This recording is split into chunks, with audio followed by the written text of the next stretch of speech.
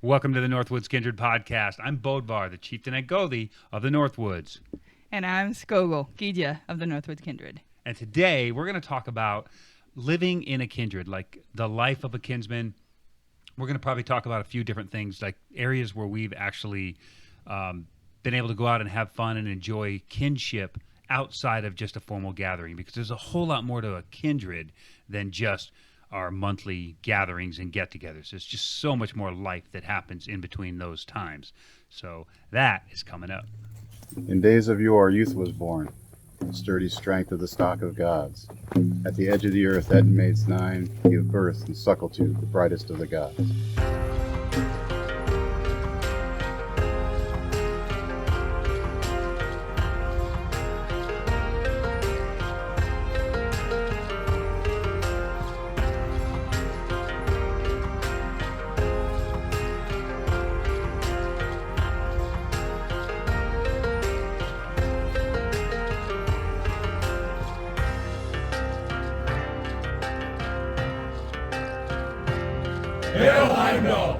This bloat has ended. Thank you all. Group hug!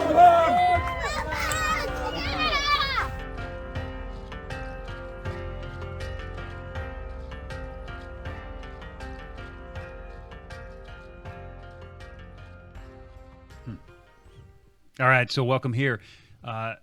What I want to do before we get started is I really want to tell you guys that we really, really do cherish our listeners and our watchers and our people on YouTube and on our other stuff. So if you're one of those, if you've been coming back to us for a while, don't forget to hit subscribe. Let us know that you're here, and then jump down in the comments. And if you got some stuff that you want to ask us or some comments you want to make, then share it with us. Because we actually do care. We actually, we want to communicate with you, and we want to build this online tribe as strong as we can possibly build it to reflect sort of a shadow of our real life tribe, and so far we've been doing really good with that. So if you want to be a part of that, then certainly subscribe, like, all that business. If you don't know, this is a visual podcast as well. So if you follow us back over to Northwoods Kindred on YouTube, there'll be all these episodes are up there on YouTube too, so you can watch it. You can see our face. It's generally pretty static, but it's still pretty cool to just see us while we're talking, right? So anyway, I just want to get that out of the way, a little bit of housekeeping, and say, we're all over the place. Come interact with us. Don't just, look at us from afar, but be a part of our tribe. And that extends to Discord too. We have a really great tribe on Discord. We don't put up with any bullshit. We don't tolerate anybody getting out of line, passing judgment on anyone else. Mm-hmm. It's all just friendly, knowledgeable heathens that are out to help each other.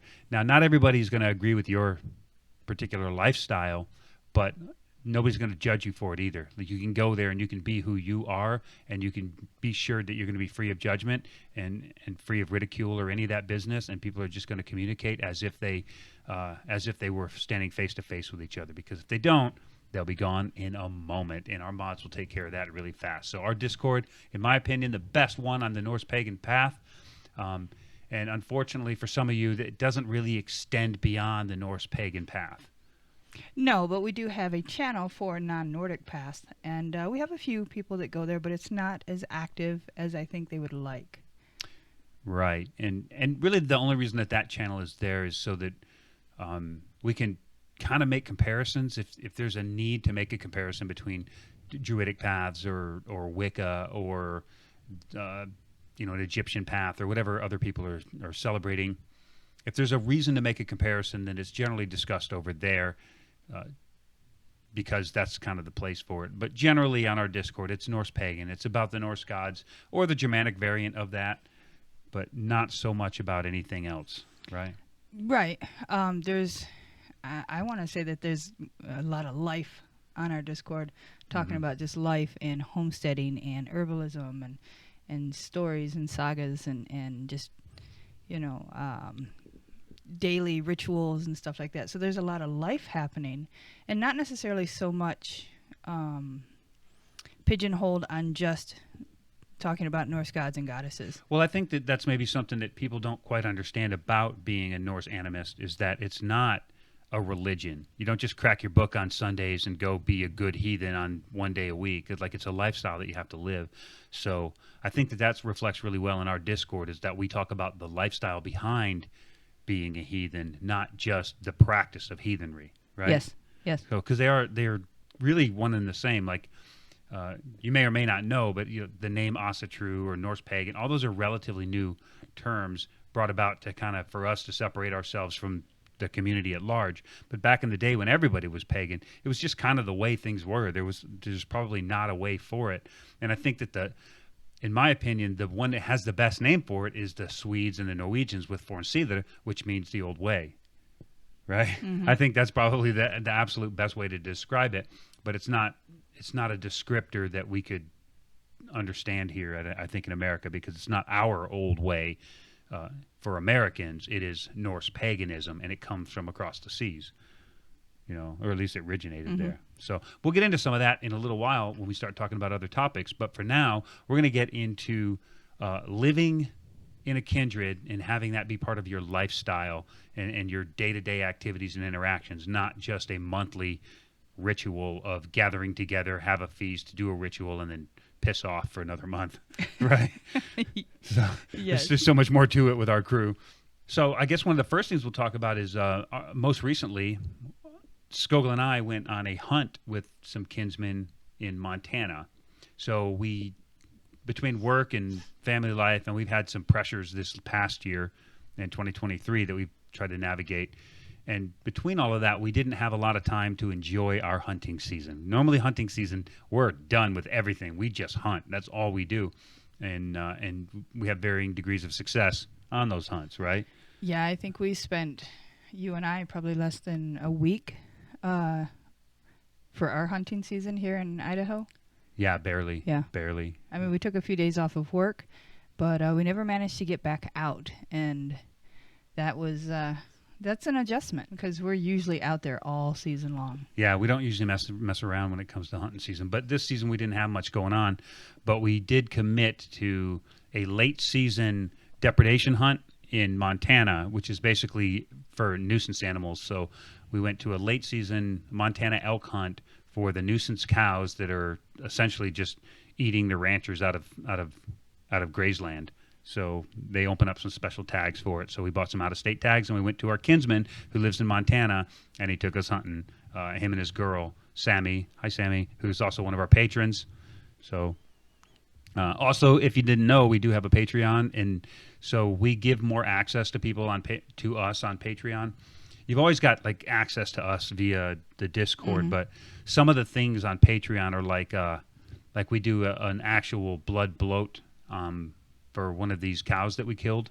And those things, we kind of show some of it on YouTube, but we can't show it to the level that we can show it on Patreon. So if you want access to that kind of stuff, Patreon's definitely the place to go to get that. Yeah, it was a very beautiful ceremony. It was nice. And also... And tasteful. Very tasteful. But, you know, it was a live animal, and we are processing it into food. Mm-hmm. So. Yeah. But we're honoring the spirit of that animal and the tenacity that she had at the same time, which is, I think, I mean, if you're not doing that and you're out hunting, then are you really a Norse animist? Are you really honor nature spirits? And if you don't actually honor the animal when you take its life, yeah. You know? Well, I know for Sammy and I, through all the stalking of the last cow, there was a really emotional time for both of us.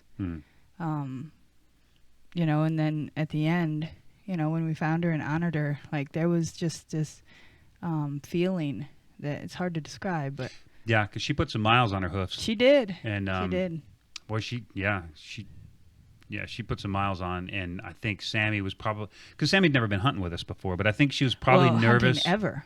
Oh, ever. Okay. Ever. Yeah. So this is her first experience all the way around. She was probably nervous that Stig and I would potentially give up on the chase. Yeah, you know? she was a little concerned about that. Like we would just leave this wounded animal out there. No, they won't stop.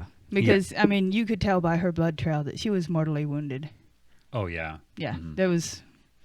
there was no coming back from that. Nah, we would have chased her 2 states over if we had to. Mm-hmm. Yeah. Mm-hmm. So anyway, so what we did was we linked up with our brother and sister in somewhere near Missoula, you know, and then we It was over by Helena is where we ended up.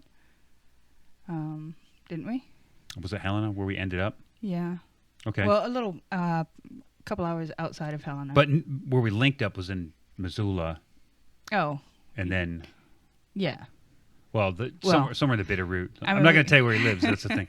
We Trying linked to- up at his house. Yeah, Yeah. but I'm trying to be a little cryptic about that. But we linked up around a little bit around Missoula area, and then we went up to the area where we were hunting, which was some farmer's land, who had given special permission, and he gives our brother permission every year because I think he probably scrapes about 12 elk out of that place every year between taking other Oh, people yeah. hunting and Yeah. which the farmers are really happy about because those elk will. I mean, a herd of a couple of hundred elk, which they had. Mm-hmm. They had a couple of herds on, that would transition between their property and then the neighboring properties. They'll eat out a grazing area really fast, and those guys live and die by the cow, and they don't need those elk up there eating all their grazeland, because then they got to replace that with hay bales and stuff, and then even with the hay bales, you see high fences around everything. They really are a nuisance. Mm-hmm. Mm-hmm. But we're happy to help them with that. Yeah, definitely happy to help him with that. That's a good problem to have, in my opinion. So, so we went up there and we got a hotel near the hot springs, which was pretty cool. It was a trashy little hotel, but we didn't care because we weren't going to spend any time in it anyway. And then first thing in the morning, we busted up there. We actually got up there a little bit early, right? Yes. Yeah, because the hunters that were before us actually took their cows and they stopped early. They finished early, so we could get in there a day early. Yeah, and we didn't hunt that first day, but we got on them. We found them. We did, yeah. Yeah. So that's the farmers actually manage who hunts their land and when they come on, and so they kind of keep a little schedule going so they don't have too many hunters at the same time. And then they know, like, hey, yeah, the guy next door over here has hunters on his property. Those guys don't. So if you can push it close to that border over there, you'll have a better chance of going on that property to chase it if you need to. So they have everything managed out pretty good. And they all talk to each other, and they're all good guys. I don't know if you know any ranchers, but most of the ranchers that I've ever met are like really, really cool people. They don't got like big egos, and they're just like really cool, down to earth people. Yeah. And they're good stewards of their land for most cases. They don't take advantage of it very much. But so we got up there a little bit early, and we actually found the herd. And he told us, he's like, yeah, the herd's, we've seen it move through over there. It's probably holed up in those trees on the other side of the property, and gave us some places to start looking. They weren't right. They weren't where they said they were, but we did find them. Yes. And there was no way to get a shot off, or we didn't want to try and do a last light hunt on them because we didn't figure we'd be able to fill our tags, and we didn't want to chase them off on some other property. We wanted to be able to know where they were at, have a good idea where they're bedding down, and then pick them up the next day. Yes, and because we had 3 tags to fill. 4. Was it 4? We had 4 tags to 4 fill total? Yeah. but we filled 3 of them. Yeah. So, spoiler alert, we filled 3. Oops. Yeah, so check out the video when that comes out because it's really cool. And it shows some of all the terrain that we were on. It was all snow-covered, like a high mountain hunt. It was really nice. Mm-hmm. And so It was exhausting. it was pretty tiring, yeah. And so we drove up there. We found them. We hiked in for a while, and then we just put them to bed, and then we went back to the hot springs, right? And the hot springs were pretty cool. So they weren't like a natural hot springs. We thought it was going to be natural because we had a hot springs we lived next to in California once. Oh, yes.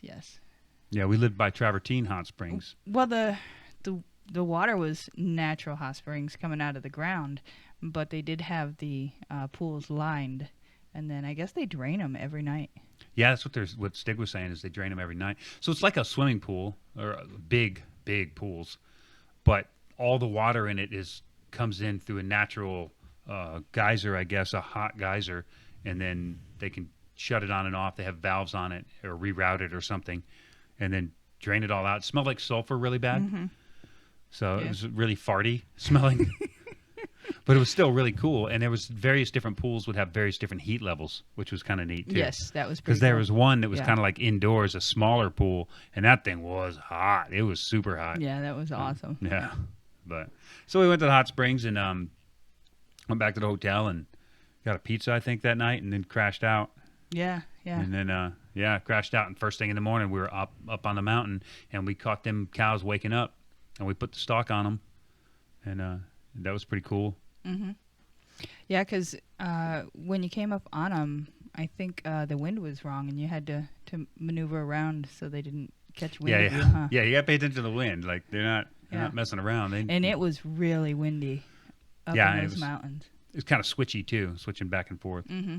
But we managed to get in on them. We got into, inside of 100 yards, or maybe just over 100 yards for, I'll bet there were 30 or 40 in that herd, wouldn't you think?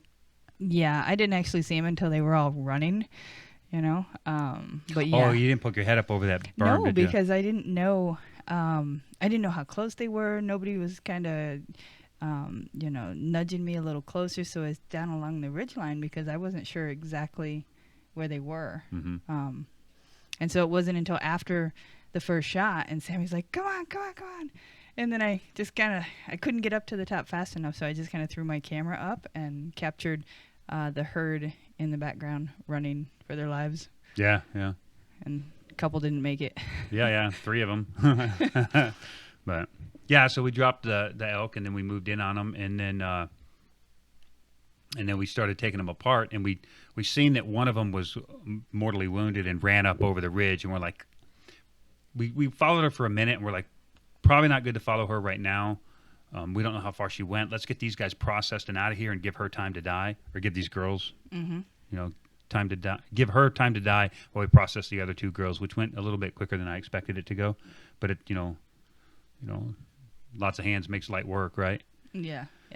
So, you guys processed those 2, and Yeah, record time. But Stig did most of the work. All I did was like hold a leg or something like that. And Stig did a lot of the work on that. Well, but, I mean, you're still recovering from your hand surgery too. No, no excuses, man. Stig's just better at it than me. Well, yeah, he certainly has more practice with those giant animals. Yeah, and we knew when he invited us down there, it was pretty much a guaranteed hunt. Yeah, we knew. We had a really good chance that we were going to take him because he always fills his tags over there. But, I've skinned a bunch of deer, and I've even done some elk, and I went to guide school, so I'm a certified guide. But you still got to have some practice, and he has that practice every year. Mm-hmm. So I figured I would, in that case, absolutely take the back seat, take his lead, and do what he told me to do, so I could watch how he did it. And he did a gutless method too, where he didn't just gut the animal. He pulled the quarters off, and then he split the rib cage up by the spine and got the tenderloins and the back straps. And we did have to gut a little bit because of the way that they lay down. We had to gut a little to relieve some pressure so we could just reach in and take out the back straps and the hindquarters. So I learned a lot on how to do it, because I would have probably got frustrated and then just gutted the animal just because I couldn't get to the stuff, you know, and then went in from the front like you would normally do on a deer. But well, and he also went through, I want to say it was the 3rd rib down. He went through, it might have been 2 ribs, but he pulled out the heart and the liver too. Right, yeah, which we still have. So. Yeah, he's going to teach us how to cook those. Yeah, because we don't normally eat the innards, but we don't like waste either. So he's like, yeah, take them, and then next time I come out, I'll show you guys how I cook them up, and you can go from there. So we're like, yeah, let's do that. Yeah, the plan is for our birthday, Kindred birthday. For the birthday party, cool. We're going to pull those out. And that's cool. Then we can share them with other people. Yeah. Yeah, good times. So that was fun, and then we quartered them all up, and we packed, between the 4 of us, we packed 2 elk out on one trip. That was pretty impressive. It was, because I had a front and a hind quarter in my bag, plus a bag of innards and a bunch of neck meat, and then any other meat that we could scrape off the carcass. Mm-hmm. And then Stig had the same thing in his bag, and then you had 2... I had 2 quarters. 2 front or hind? Or I don't know. I think they gave me the fronts. 2 fronts, okay. Yeah, I think they gave me the fronts. You had the two fronts. Yeah, I had the lightest. Yeah, and then, but I also had the camera. And then I think Sammy had 2 rears. She had 2 rears, and I want to say that she probably had a bag of meat in her backpack too. Maybe, yeah. Yeah, and, she was a beast. And right. if you remember when you took down those 2 cows, we all sent her back to the truck, which was a long ways away, to get everybody's game bags. Yeah, because we didn't bring our backpacks. We put the stock on lightweight, and then she went back and got our backpacks and our game bags for us while we were working on the animals that were down. So it was a true group effort for Yeah. sure. Yeah, she came back with all the bags, all the game bags, the tools, snacks. Mm-hmm. Yep. And then I guess so. Part of it, we didn't take the hides. Normally we would, but in this circumstance, it wasn't in the cards because we had to leave the hides on some of the quarters because we were dragging them on the hide across the snowy area. So the girls didn't put them on their backs; they just dragged them. We peeled the hides off of ours and put them in our backpacks. But I think if we go to do this hunt again next year, we're going to have to find a way to take those hides because I really want those hides, you know. Yeah. But we got. Well, we have to make room in the hide freezer for them. That's the thing. I've already got 3 bears. I think I have 3 or 4 deer in there. Yeah. And I think I even have an Icelandic sheep in there. Yeah. So I have a lot of hides to work already. I just don't have the room for them. Especially not bringing home 2 elk to put in the freezer. Like that's. Well, and now we're sheep people. Now we're sheep people. That's So, a fact. Soon we're gonna have sheep hides to go in there. Yeah, we're gonna have to get busy on a tanning plan and start getting these things done, for sure. So moving along, we get these animals loaded up in the truck, and then it's time to go look for the other girl. And we knew that she dropped down in a draw, so we took one of the farmers' back trails as far as we could go in the snow. We did have to chain up, and then we got only so far, and then we had to stop, and we couldn't get any farther. And then we just kind of headed up the draw and intercepted the blood trail where we had seen it before, and it looked like she laid down for a minute to catch her breath, and then that's about the point where the herd went one way and she went another way. So she actually separated herself from the herd. My assumption is to not, because she knew she was going to die, and she didn't want to lead predators back into the herd, and she couldn't keep up with them anyway, really. Yeah, and that was a very sad realization for Sammy. Yeah, when she could see where the tracks, you know, diverged, where the herd went one way and she decided to lay down for a minute and then wander off in a different direction. Yeah, that's Yeah, because you don't think about things like that. You know, not if you haven't done it before. You don't think of, those types of sacrifices with animals and stuff. So and before anybody starts to say, "Oh, you should shoot better, or you should torture those animals and stuff," first off, I want to tell you that elk have an extreme will to live, and I don't care how good you shoot, you're not always going to drop that elk in its footprints. We got 2 on the ground and 1 took off, but also know that both Stig and I are both Marine Corps Scout snipers, so you probably don't shoot better than us. Just throwing that out there. I mean, I taught sniper school on Camp Pendleton. Stig was one of my students. He was a very, very effective shot, possibly even better than me. And we both got combat tours. And we both taught one of the most complicated shooting packages in the entire Marine Corps or military arsenal, which is the high-angle mountain shooting package in Hawthorne, Nevada, run out of Bridgeport, California. So before you go there and you start talking about you should shoot better, know who you're talking to. So, just saying, we do shoot good. So, I'm not saying we're winning trophies and stuff because we don't play those games, but we do shoot very well, and we know our weapon systems very well. So, but yeah, you are still dealing with live animals. Yeah, and an elk, it has an extreme will to live, like nothing out there, like nothing I've seen. Yeah, an elk can suck up some bullets, even really well placed ones, and keep going. Some of them, they just got that kind of heart in them, and that should be honored. And we certainly tried to honor her. I think we did. Yeah. Mm-hmm. So ultimately, we did find her. She had run into a herd of cattle, actually, or where the cattle were being loaded up. The cattle were being moved, and they were being loaded up, and she had gone down through there. And so the rancher had seen the blood trail cross through his cattle's, and he was like, "Oh, man, did I just lose a calf? What's happening here?" So he starts following the blood trail, and he gets up, and he finds the elk that's down and still breathing, but he doesn't have a firearm on him. So he goes back to get a firearm about the same time we ended up stalking in and finding her. And when we stalked up on her and we found her, we glassed her for a minute and, from the hillside, and then realized that she was dead. So we stalked up on her, and then the rancher came back with his firearm. He was like, "Oh, I was going to put her out of her misery. I wasn't sure if you guys were going to keep looking or what." And we're like, yeah, Which, we never gave up. Yeah, I mean, We never gave up. I guess that means that's a thing that he's probably had to deal with before. Oh, right. Yeah, I think it might be. Yeah. But, yeah, he was all ready to just dispatch her. I mean, he would have told us where she was at. But either way, fortunately for us, where she did end up dying was a place we could drive to. So although we hiked miles to get to her, we could take their back roads with chains on and get to her. So she was probably the easiest one to hike out, but the hardest one to find. So she got her licks in for sure. And yeah, so we took her apart and we put her back and we celebrated. And we came back out the next day to try and fill that last tag. But we didn't do it. The herd had moved to the neighboring property, which we didn't have permission to hunt. Yeah, they were totally done with us. They We wanted could see nothing more. We could see them up in the hill. We'd catch glimpses of them dipping in and out of the trees or just out sunning.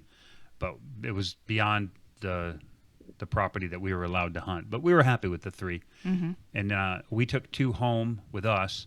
And then because Stig's freezer's already full and with elk and deer from this year. And then the last one that was taken, he took it to the processor to be processed because he was getting ready to go to California, where he brought the meat to his father and her father because they both love elk, right? So that meat was gifted out to them. And then we came home and processed it all, and we gave a lot of that meat to our own kinsmen as well. So that's it. And then, so when you see us doing feast and stuff for our gatherings, and we're chowing down on an elk roast or something, that's the story. That's how we got that particular feasting food, you know? Yeah, and the next gathering videos that coming out, Charming of the Plow, we actually had our kinsmen help grind up the meat with us, chunk it up, and then we made all kinds of food from it. Yeah. So Yeah, but they got to help us process it a little bit too. yeah, and I think they really, really enjoyed that. And I think next year we'll have a couple kinsmen join us on. I think so too, because we got a couple kinsmen that they love wild game and they're not like vegan or nothing. They love meat, but they're just not hunters, so they don't have a history of hunting. So I think, especially after they see the video, because they weren't on this hunt, I think they're going to be. Yeah. We're going to have a bigger hunting party next year, and so we're already talking about making it like doing like a sacred hunt. So we're still going to use firearms. But we're going to do some fasting and meditation and do like a shamanic build up to the hunt, where we go into it, possibly exhausted from staying awake, from ritual or like a nightly ritual. Definitely fasting. So we're not going to go into it super gassed up on carbohydrates and proteins. We're going to go into it in a slightly weakened state, and we're going to make it a ritualistic thing from beginning to end, not just having a ritual on the end of it. So we used to be friends with many, many years ago in Asatru with a group called the Brotherhood of the Sacred Hunt. And they used to do the fasting meditation rituals, and then they would run down boar on foot and kill them with spears. We're not quite at that level yet, but we could potentially go down that road in time. And I know that even with the Bosch brothers, they got to a point where they wanted to up the ante for themselves, and they did an actual bull bison hunt as well with spears, with fasting and meditation. Wow. So yeah, there's some really cool guys from our previous many years ago in Asatru, when we all used to get together and meet and hang out and do that kind of stuff. And yeah, good dudes. So that was the hunt, and that's going to feed us. Oh, that's going to feed us all year. All year, yeah. Like, we don't have to buy beef unless we want to. Yeah. And I look at every bit of that as a gift from a kinsman, really. Yeah, and with us processing it ourselves, we kept our costs down. We know the quality of our meat. We have the exact cuts that we want. But we got our animals. We got our animals, yeah. I think most processors are pretty good, but sometimes if you take it to a processor, you might drop off 40 pounds of meat, you'll get 40 pounds back, but it may not be your meat. You might get some bone-soured crap that took them 3 days to find. Yeah. Right? So there's no telling, really. And we ended up getting a little over 200 pounds. Fully processed? Fully processed. Yeah. Remember, these are cows, too. These are not, like, full-on bulls or anything, but... yeah, and that's off the bone, completely processed. Most of it into burger because we can use it very, very well. But we did make a lot of roasts and a lot of stew meat. So we're actually going down the road of learning how to can meat as well, which is delicious and easy to do. So Yes. Yes. so one of the cool things that happened with us when we were on that hunt is once we were done with it on that last day, we went to a different hot springs, A very bougie one. really bougie. Oh, it was so great. A hot springs with a steam sauna and a dry sauna, and it didn't smell like a fart. It was like full of like Karens and stuff. And like you got beer. you could get beer. They had a nice little restaurant bar. So while we're sitting in the restaurant bar, Sammy notices that Hailung is playing in Colorado at Red Rocks. So click, click, bang. Now we're on the hook for Hailung. So if you are actually in Colorado at Red Rocks middle of April to go to the Hailung concert, we're going to be there. Skogul and I are going to be there, as so is Stig and Sammy. So if you see us, absolutely come hang out. Come say hi. We're going to be where the cool kids are. General seating. Like, we don't have any special like passes or nothing. Nope. We're just going to roll up there and enjoy the ritual the way that it was meant to be enjoyed at Red Rocks, you know. So Yeah, that's I'm gonna super be, excited. Yeah, that's going to be really cool. So we're just like really big fans of Hailung anyway, and you know, I like the way that they perform. Although we've never seen them live, I know Stig has. The music, the heavy drum, it just feels so primal and pagan and instinctual, you know. It's not even about the costumes and the ritual that happens on stage, but I think that just those rhythms and those beats and I think those sounds resonate with the earth and actually heal. I think there's actually healing that goes into it, you know. I think so too. And you and I have gone to concerts together before, you know, Lollapalooza and stuff like that. And so we know just getting in that big group area and listening to music, like this is on a whole new level. Like I'm super excited. I can't wait. Yeah, there's just an energy. I mean, I assume that anybody here has probably at least been to a live concert before, but I think something like this. So we've done drumming. We've done some drumming, and sometimes even to Hailung's music in our own way. We'll play that, and we'll all just get a drum or something. We've been trying to incorporate those into our gatherings even more, and maybe you'll start seeing some videos of that too. But there was a moment once when we were in the Vey, and it was at night. It was recently, right? It was like in October maybe. Yes. And and we were all out there drumming, and we're kind of exhausted because it's a big festival. It's a big day, guests and everything. And we're all kind of tired, but we wanted to get this done. So we got the fire going, and we're sitting around on stumps or chairs or whatever, and we're all drumming or knocking pieces of wood together or clicking bones or whatever. There was keys on a beer bottle. Yeah, keys on a beer bottle. Just whatever you had that could be a percussion instrument was going on. But we started to get into time, and it almost, now I don't know if it felt like this for everybody because I haven't actually talked to everybody about it. But for me, it felt like we were on a trampoline. So it's like you could feel the ground going boom, boom, boom, boom, boom with us. And it's almost like as we're stomping our foot and doing it, like everything, it almost seemed like everything was kind of just moving. Like maybe not as loose as a trampoline, more like a WWE. A drum head? More like a drum head. Oh, why didn't I think of that? But like I was always thinking like a WWE mat, you know, because they're like, there's some flex to them, but you could still walk around on it. Yeah, but you could bounce pretty good on those. Yeah. Yeah. But you can walk around and you can stomp your feet and you can, you know, it's not like a trampoline where you got to kind of hold your balance because you know what I mean? So, but it just felt like it was just moving underneath us, and we're like, boom. And I was like, for a moment, I was like, this is really, really weird, but I'm digging it, so I'm just going to go back into it, you know? And that was a really good time, so I can't imagine how amazing it's going to feel, the energy at Red Rocks with Hailung, with all those percussion instruments, and I guess for all intents and purposes, a mock ritual going on as part of the show. That's going to be intense. Like, I don't know, put it down in the comments. Have you seen them live? Hailung or Daneheim or any of those? Have you been to any of those like real pagan music shows and or rituals or festivals? And how did that feel to you? Did you experience it like internally, or was it just like an external thing, like going to Lollapalooza or going to see the Chili Peppers or something? You know, I'm curious to know. Like, certainly put it in the comments. Yeah. But we'll certainly, you know, we're going to talk about it when we get back. So we're going to let you know how this one affected us for sure. Well, you know, I'll probably be running around with my camera. Yeah, she's going to record some stuff probably. I've seen so many video clips from Hailung concerts. I don't imagine that they restrict that anymore, you know? Yeah, I wouldn't think so. I mean, you'd have to leave your phone out in your vehicle or something like that. Like everybody has a phone. Yeah, it's almost like they can't. It's an uncontrollable thing now. Like they probably used to stop people from bringing in big old video recorders and stuff. Because I know that we always had issues with that when we were kids. You know, you can't bring your recorder in here. Yeah. But now, yeah, with phones. Yeah, I like, mean, this is free advertising. Yeah. Not that they need it, but I know when Sasha went to Ghost and Amon Amath, she was taking video. Oh, she was? Yeah, with her phone, because she was sending it to me. She's like, you know, she went for Ghost, and she had no idea Amon Amath was going to be there. So she's like, did you know they're, you know, Scandinavian band here? And it's like, yeah.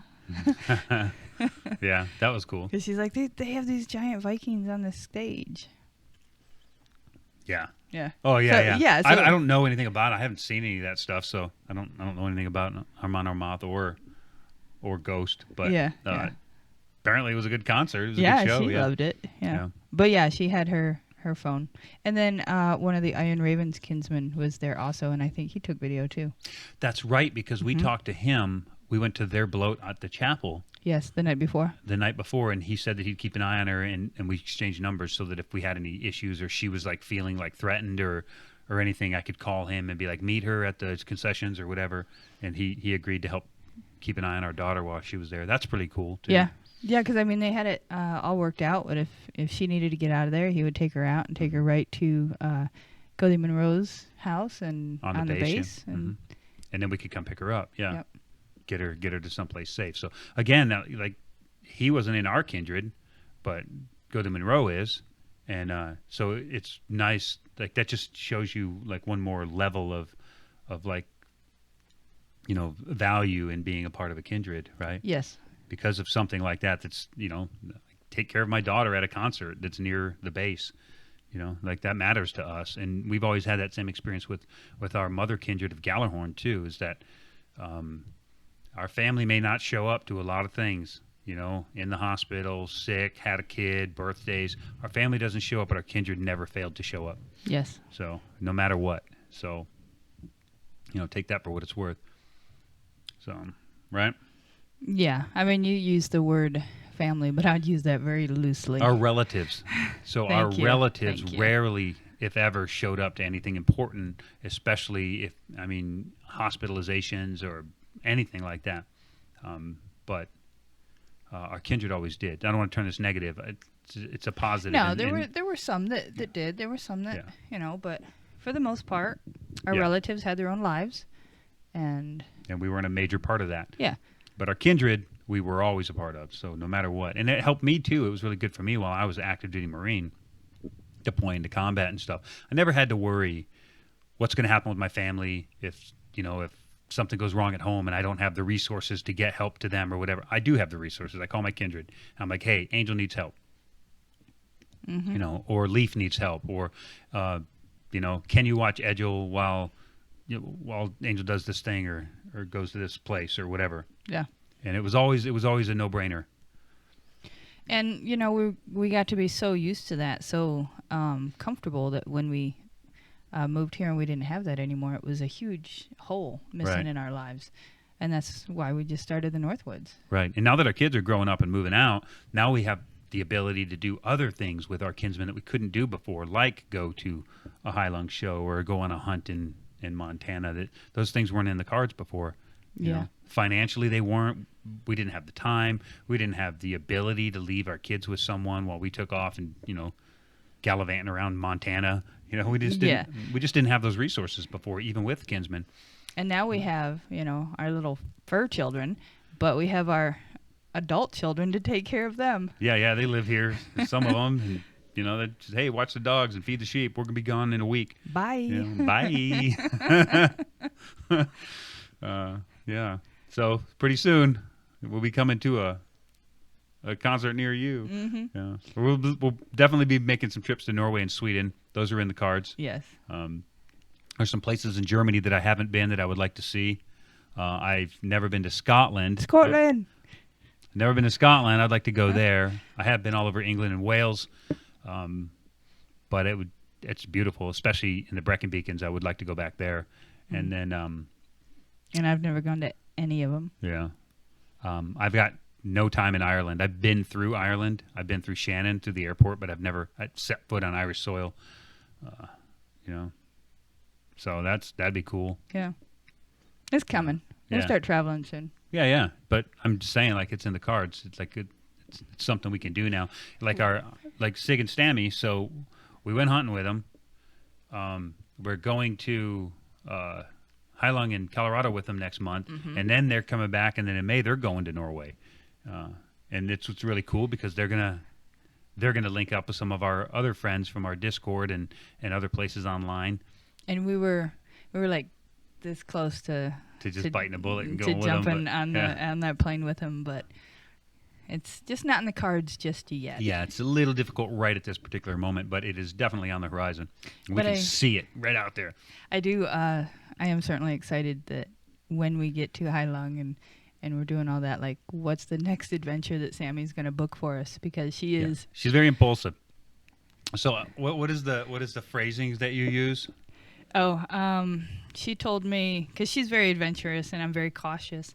And she's a CrossFit instructor too, so yes.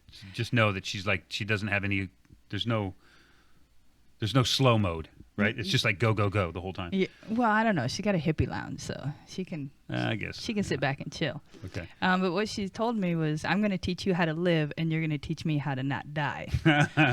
So you're going to teach her how to evaluate. Yeah, that's going to be our motto. So it's real interesting to see.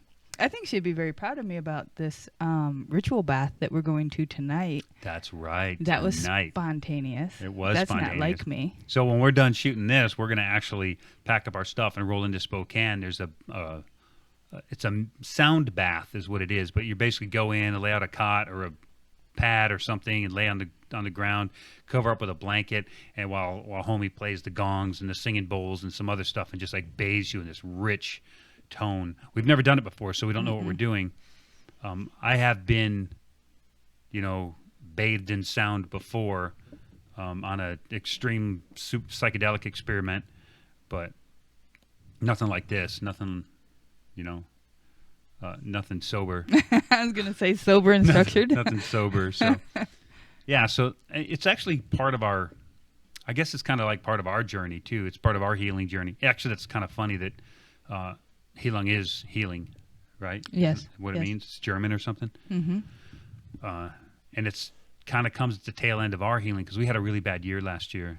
You probably wouldn't know it by watching the videos and stuff, but I'm sure that you've seen some kinsmen float in and float out and not show up again. Well, and a lot less videos than we usually put out. Yeah, because we're always dealing with there were some little winters between videos. There was a lot going on last year, and I went to a retreat for veterans with PTSD and anxiety disorders and things like that down in Texas, and it was a psychedelic retreat. It was, it was supervised with doctors and stuff like that. It was a legit thing. It wasn't like just a bunch of dudes getting high in the woods. It was actually really supervised and structured and had a big lead up to it and a big work down on the backside. And my therapist was all on board with everything. And, so anyway, it was legit. Anyways, my point. But that was a catalyst to a lot of other movement, I guess you can say. Mm-hmm. Right? Mm-hmm. So it wasn't good things or bad things. It was kind of a mix, but pieces and parts were moving around in our lives. Yes. Right? And they're still kind of moving around, but they're starting to slow and settle into the position where they belong now in this new adventure. And I think this concert or this ritual in Colorado was sort of like the tail end of that. And it's almost like it started catastrophically and it's ending gloriously, right? Is that a way to look at it? Yeah, that is a way to look at it. Sure. So, I mean, it's just part of it. It's part of the process. Like, you don't get new shit without breaking old shit, right? Mm-hmm, so, and you can't just stay in stasis the whole time and never move forward. And sometimes movement's painful. And that's what we're doing right now. And it feels good to be on the other side of this. I hope, cross your fingers that we're on the other side of it. I hope we don't get another disaster, but at least we got a lot of practice.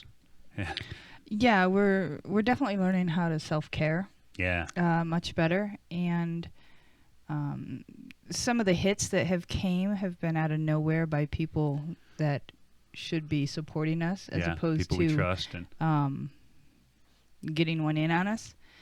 So that was difficult to move through, but I think we're good. I think we're centered and in our own space, and realize sometimes, those hits hurt more than others. Yeah, sometimes they do, but Yeah. and sometimes you just got to understand that people move in and people move out of your life, and sometimes people you trust betray you, and sometimes people you love don't love you back at the same level, or sometimes what you need from people they don't need from you, and it just works like that. We're fortunate because we have each other, and this bond is unbreakable. So it's kind of everything else just coming at us. All it does is we just kind of huddle together, and we're like, are we gonna die? Family kill circle. Are we gonna die? Back to back. Back to back. So we're very fortunate in that, and I understand that a lot of people don't have that. We don't look at it as if it's a common thing, but Yeah. we certainly know that there's value in that a lot of people don't get to experience. But whatever, that's where we're at. That's our life, not yours, right? Well, I think also, with all of our kids growing up and getting older, and you and I having a lot more time to ourselves and in our head, and searching for these places of peace and healing has made us more susceptible to things. Yeah, not really sure where I was going with that, but there you go. Well, sometimes you open yourself up, and by doing that, you open yourself up to the wrong people, and it gives them an opportunity to take advantage of you. Yes. Because I know that Yes. when I came back from that retreat, I was super vulnerable. You were, yeah. I was super vulnerable and super passive, and I had a lot of scabs that got ripped off really fast. It was shocking to me and heartbreaking that you were so vulnerable that even the lines in your face looked different and your eyes were different. It wasn't a look I liked on you. No. But I was super vulnerable. But it was almost like an overcorrection from being super aggressive to super vulnerable, and then I just had to kind of correct. And I think I ended up in a better place than where I started. It's just the journey was really, really hazardous, right? Yes, and then you and I are just learning to navigate this with each other also on a much deeper level than we ever have. We also learned some new tools. Like I have different ways of processing things like anger and pain and frustration and trauma. I have different ways to process it now than I used to have. Yes. And that's because of that retreat. And it also helps that we have kinsmen that we can lean on. Like we have kinsmen here that there is no doubt ever that these people are always going to be here for us, just like a lot of the other kinsmen that we've been with for 25 or more years, Yeah. Like there's no doubt we built those bonds in a way that it would be a hard thing to break. I couldn't imagine anything coming between us. Yeah. And you learning all these different tools on your retreat and different ways of healing, you brought that back to us and to me, and not having little kids to run around and chase after anymore. It's like, oh, I can work on me. Yeah. What? and so a lot of the things that you brought home, I've been trying to incorporate myself, which has made me maybe not necessarily as vulnerable. I think it's strengthened me more. Right.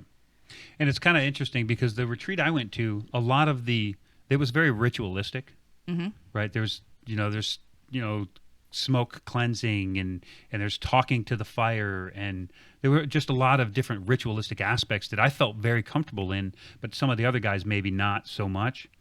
But a lot of these ideas or these rituals were derived from different native cultures around the world.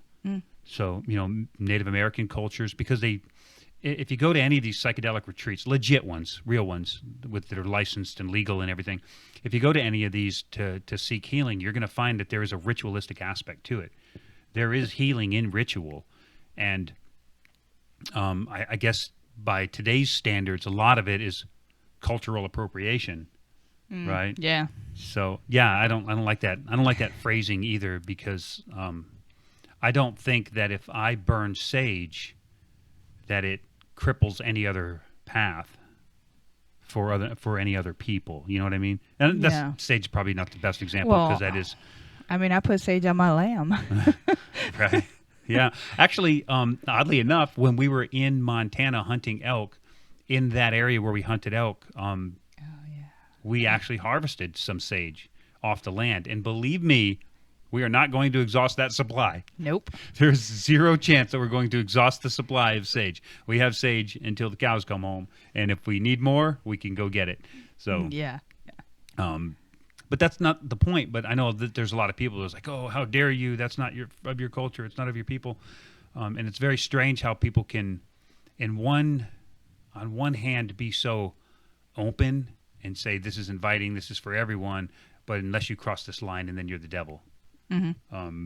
But I think that this is my UPG, and I challenge anyone to explain to me why this isn't true, is that I think that we all pretty much came from the same source, whatever that looks like. We are way too close than we are apart. Like, and I don't care what, if you're a human on this planet, you are way closer to other humans on this planet than any other species known in the known universe. Right? We are definitely related, and we definitely were created by the same source. Whatever that source is, I can't pretend to know. And neither can the Native Americans, and neither can the Aztecs, and neither can the Egyptians, and neither can the Swedes or anybody. Nobody knows unequivocally what that source is. But we have ways that we connect to it. Culturally, personally, regionally. We have different ways to connect back to that source. So I think that however it broke up or however it branched out around the planet, everybody got a little bit of the truth. And it's our duty to share that truth. Mm-hmm. You know, it's not our duty to take that little truth that we have and hoard it like it's a pot of gold and nobody else can have any. So that's why we do this, so we can talk about our truth and the things that work for us and the experimentation that we've had and the setbacks and the rewards and all the other things that come with it, so we can share our truth, because our truth might just be the missing piece for your truth, depending on what your path is. I love that. So cultural appropriation doesn't sit well with me. There are obviously there are cultural appropriation situations, Yes. but I think that it's one of those things that's been weaponized and overused to such a level. You know, I've had ceremony with lots of Native Americans from various different tribes, and I've never had any of them ever say, you can do this, but don't ever take it or show it to anybody else, or don't tell anybody you were here, or you can come to our sweat, but don't tell anybody we let you. You know what I mean? Mm-hmm. But at the same time, they're not like, don't you dare go home and build a sweat lodge. Don't you dare use this thing, or they just don't. What I've noticed is they have kind of the same mindset that I do, or at least any of the Native Americans that I've worked with, and that is that they want to share their truth with anybody that's willing to take that truth and learn from it. And I will say, you know, I worked with a Native American lady, and the tribe that she's with doesn't do a lot of ceremonies, and there's not a whole lot of culture that she deep dives into, and so she kind of misses that, and she watches our videos, and like she's interested in what we do because it just speaks to her on that deep level. Yeah, and like Gothi Monroe, which we just gave him a name too, by the name. His name is Grafiel, Grey Mountain, which is a place that I absolutely loved training in Norway, north of Elverum. I should probably put the picture in right there. But Grafiel.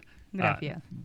Why we gave him that name is our business, but his name is Grafiel, and that's Gothi Monroe and the Air Force Base.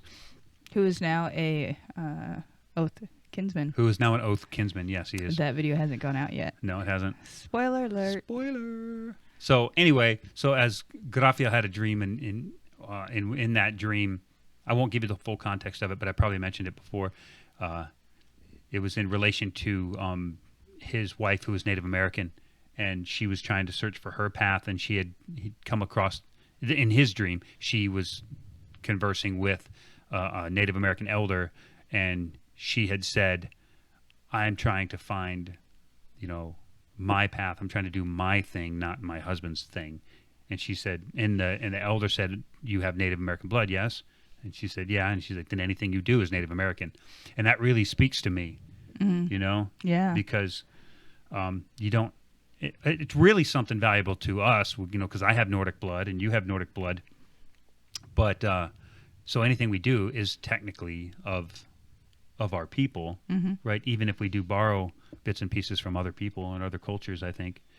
But there's definitely such a thing. I'm not saying cultural appropriation doesn't exist, because it absolutely does. But I mean, it's been weaponized to the point where going out for Chinese food is cultural appropriation against the Chinese people. And it's like, no, we're supporting them. We're buying their food and supporting their family in America, you know? But it's that bad in some places Yeah, now. it's that Everything ridiculous. you do is appropriated from someone else. But and I can understand that for a lot of people in the world, because a lot of the places in the world are very niche down to who they are.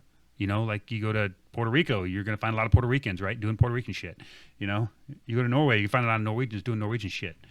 But then you come to America, you find a lot of people doing a lot of shit, because we all come from around the planet, you know? And then it truly is a melting pot. And if you're open and you're not a bigot or an asshole, you can really learn from a lot of people and experiment. Like even one of the brothers of Bushcraft come here and made traditional Puerto Rican food for us, and it was amazing. Yes, oh my it was God. so good. Yeah. So And then he bought, you know, the special Puerto Rican salt. He bought that for me so I could make it. yeah, he gave her the recipe. Like, Yeah. so then does that cross that line when you make it and he's not present? So I think we should really kind of take a look and maybe kind of approach people with each other with a little bit more love. But I think one of the biggest trap with cultural appropriation that I've seen is when you come to a conclusion on your own without any outside influence, and then later learn that the conclusion you came to was the same conclusion as a culture, and then people try to say you appropriated it when that wasn't the plan at all. You got there on your own. You know what I mean? Like you learned to do this thing, and this just happens to be a staple of some other people, and now you're not allowed to do it because of what people say or think. I say to hell with that. Like, I mean, obviously we're not tattooing lines on our chin and saying that that's native to North America, but at the same time, who gives a shit if you put paint on your face? Yeah. Like, who gets hurt by that? It doesn't take anything away. Yeah. I don't think so. So I feel like we're looking for any excuse to be brutal to each other. I mean, it's certainly okay to educate people and be like, you know, that's not really Nordic. It was only in this one little thing that this artist did, Well, and we it kind do- of caught on, you know?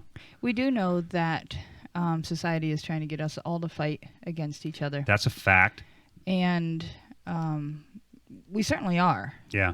And so we have to be more softer with our people, Yeah. and not take things so horribly in the wrong direction. Yeah. Um, Well, I've certainly been guilty of being a little too aggressive sometimes too. But I mean, we learn, right? We learn Yeah, how to we do learn. that. We learn compassion just like we learn everything else. I learned how to be aggressive because that was what was necessary at that phase of my life. I didn't learn how to turn that off until later, much later. yes. But it didn't go away. Like that's still a part of me. You know, the beast is still there. I can still let it off its leash if I need to. I just don't need to. It's not my number one solution for any kind of drama isn't excessive use of force anymore. Right? Well, I mean, it served you well for many, many years. It's still there too. It'll still serve me if I need it. It's just I have other tools too. Yes. You know, when you're a hammer, every problem looks like a nail, right? Right? Yes, Even if it's a yes. screw. So, back to where you're talking about, you know, us all coming from the one source and that connection where we're all just connected together. If you remember, I was reading that little article about that movie Avatar, Yeah. and how, you know, the mycelium growth is all connected to trees, and whoever made that movie must have known all about that. And so when you talk about if we're all from one source, I mean, think about just that movie and how everything is so connected, the plants and the animals and the earth and the people. Like, there's something to that, I think. It certainly is, yeah. Yeah. Yeah, and we know that the mycelial growth is a communication network between the trees. They communicate with each other. They send nutrients through the mycelial network to help out sick trees or weak trees. They actually share nutrients through the soil. They send electrical impulses through the soil. Yeah. When you see a mushroom, all you're seeing is the fruiting body of a huge network that's got at least as many neurons or things going on as our neural network in a human body. Yeah. It is, the forest is an exact representation of the human body and the network and the way it goes for us. Yeah, if you look at the pictures of the lungs and the trees Yeah. and the blood vessels and stuff. Yeah. But what if, like, all that connective source, right? Right. You talk about the folk soul and how that's, well, you know how you talk about that. I'm not going to actually throw that out there. Right. But what if, like, if you have Native American blood in your line somewhere down there, that's not speaking to you through this, these threads. Right. So when people say it's culturally appropriating, like, how do you know? How do Yeah, you know how do you my know, yeah. people? Mm-hmm. Like, How do you know where I come Yeah. from? Because it's not always visible on the outside. Yeah. It's not. No, it's absolutely not. Yeah. And there's a lot of Asatru groups that they don't look any deeper than skin deep. Mm-hmm. Yeah. And that's got to be a pretty limiting factor. It has to be. Yeah. It's just, like, how do you grow? You don't grow. You stay exactly where you're at. In fact, maybe look at it even a little bit different. So I believe that even in the Christian Bible, there are some truths, probably taken from us, but from the pagans and then rewritten and reformatted to fit their Wouldn't be the first time. fit their television set. You know what I'm saying? This movie has been reformatted to fit your TV. Wouldn't be the first time. So one of the things that always kind of intrigues me is the myth or the story of the Tower of Babel. So in this myth, at least as I've come to understand it, is people banded together and realized that they were godlike or closer to God. That they were the creators of their own lives and destinies. Mm-hmm. And so they built this Tower of Babel to be closer to God or whatever. And he didn't like that. So he strikes the tower down and sends them about and abroad, speaking different languages with different cultures and everything. So he busted them up, right? But what if he busted them up and gave every one of them a piece of the truth? And now the whole goal of all society is to just put those pieces back together and find the truth.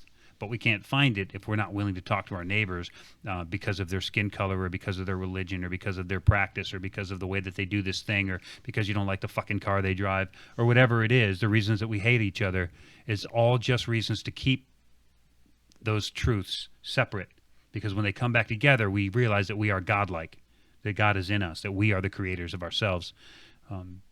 And that's why the powers that be are separating us. Because they know it already. Yeah. And they know that if we come together, they're overthrown. We don't need government, and we don't need support systems, and we don't need welfare, and we don't need any of that stuff when we realize that we are the divine, or the divine is within us, and we can control it all. Think about it. These fuckers make us pay for water. We're the only species in all of the universe that we're aware of that has to pay to live on the planet it was born on. Yeah. Of course I'm regurgitating. I've seen that on a TikTok, but it really resonated with me. It's like, Yeah, why do we? Water comes right out of the sky. Why are we paying for it? Yeah. Same thing with air. Like, we pay for air. Wait for it. We'll be buying cans of air because they'll convince us it's all poison. We'll all walk around with respirators on. We'll have to buy cans of air from some manufacturer, and it's probably got more poison in it than the real air. Wait for it. It's going to happen. I mean, they're doing it with water, right? So anyway, point is that I think that everybody has a little bit of that truth. Every culture, every people. And if we're not willing to come together and put it all back together and find that truth, then it's just not going to happen. Maybe that's where all the civilizations throughout the history who have just poof, gone, disappeared. Maybe they figured it out. They put their pieces back together, they ascended, and they leave the rest of this shithole for us to figure it out again and again and again. Mm-hmm.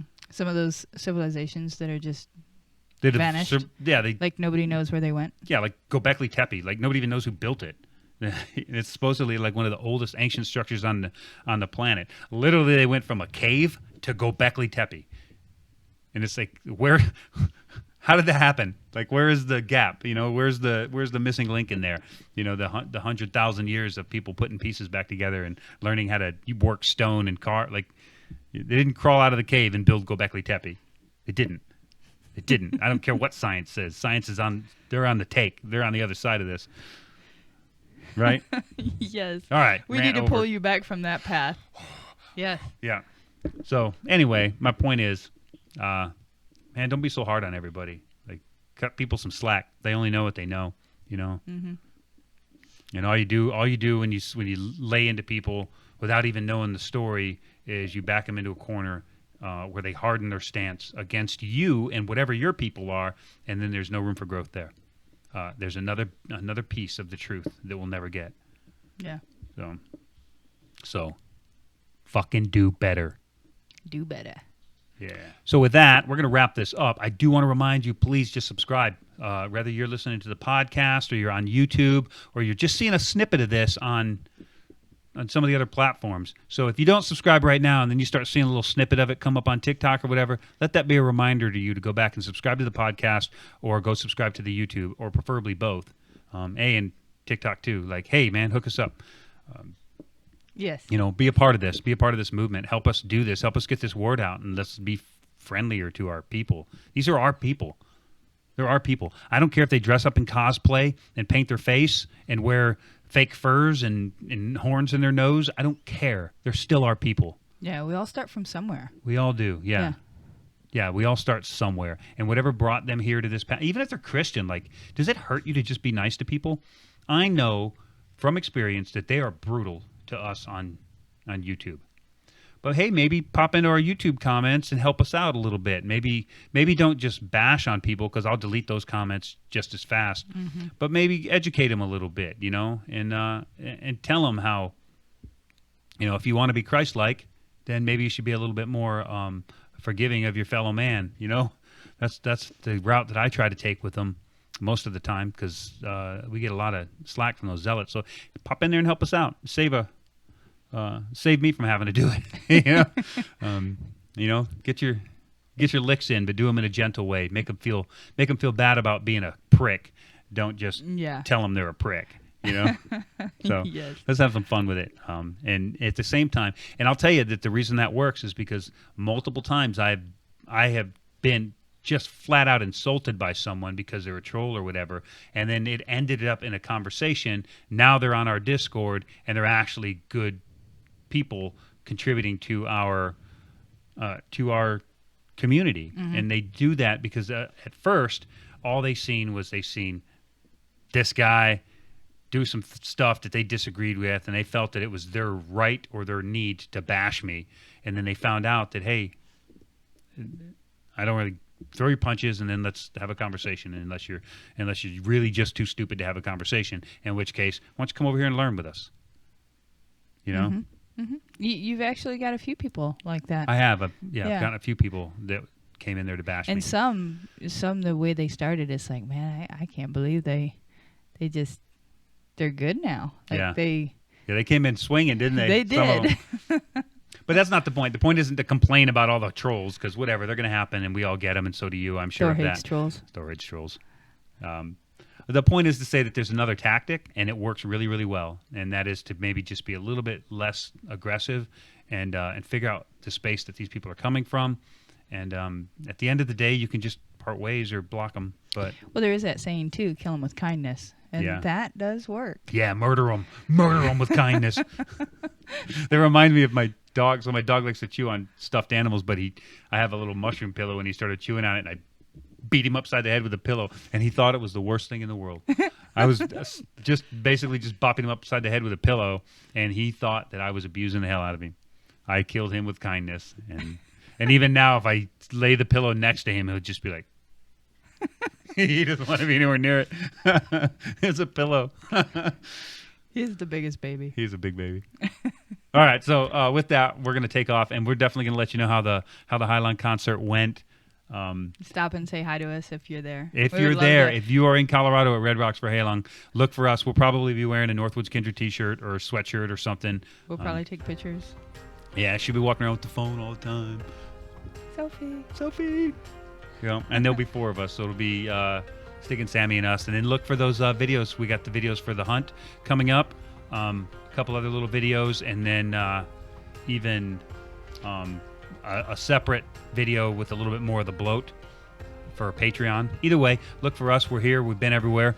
If you need some guidance or something, join our Discord. All the links are in our link tree. If you're listening to the podcast, it should be in the description. If not, find the podcast on some other platform and it'll be in that description, or bounce over to YouTube, look for Northwoods Kindred, and then in there will also be just the link to our link tree is in our banner, so super easy to find. Click on that. It'll take you everywhere on the web to some of our free downloads, some of our paid downloads, some of our cool handmade merchandise on our website, t-shirt swag that we have, Northwoods Kindred t-shirts and all kinds of other stuff, Thor Hates Trolls. Thor Hates Trolls. All that cool stuff. It's all out there for you. We don't push it very much because we're not kind of like those kind of people, but it's there. We should really get better. We should I'm just saying we should really get better at that. I agree. But don't forget to subscribe, and if you feel like it, if you feel if you feel generous, then go ahead and check out some of our swag. It certainly goes a long way to help us with hosting and with equipment and things like that. So we appreciate it. We love you anyway. As we go, I want you to know that nobody has any right to make you feel bad, no matter what you do or no matter what you say. You are loved. You are cared for here anyway.